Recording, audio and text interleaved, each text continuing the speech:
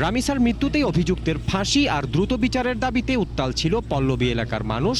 রায় শুনে খুশি তারা। এমন ভাবে তাদের বিচারটা হোক যে সবার আনাচে কানাচে ছোট থেকে বড় মানুষ যেন বুঝতে পারে যে শিশু নির্যাতনটা কি। ওরে মৃত্যুদণ্ড দিছে যাতে তাড়াতাড়ি দ্রুত কার্যকারী হয়, এটাই আমরা কামনা করি।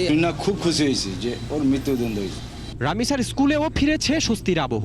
শিক্ষকরা বলছেন, একটি শিশুর স্বপ্ন এভাবে থেমে যাওয়া শুধু পরিবার নয়, পুরো সমাজের ক্ষতি।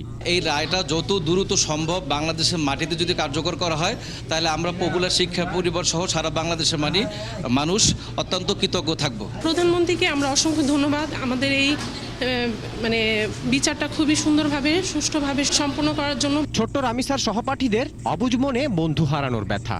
বুঝে না বুঝে তারাও নিজেদের মতো করে দিয়েছে প্রতিক্রিয়া। আমার সহপাঠীর সাথে আমার আরো ভালো সহপাঠীর সাথে হবে এবং একদিন আমার সাথেও হতে পারে। কাজটার জন্য ফাঁসি চাই। আমি তার ফাঁসি চাই, কারণ আমাদের সহপাঠীর সাথে এমন হওয়া ঠিক হয়নি। রায়ের পর স্বস্তি মিলেছে, তবে শেষ হয়নি অপেক্ষা। এখন তাই ক্ষণগণনা রায় কার্যকরের।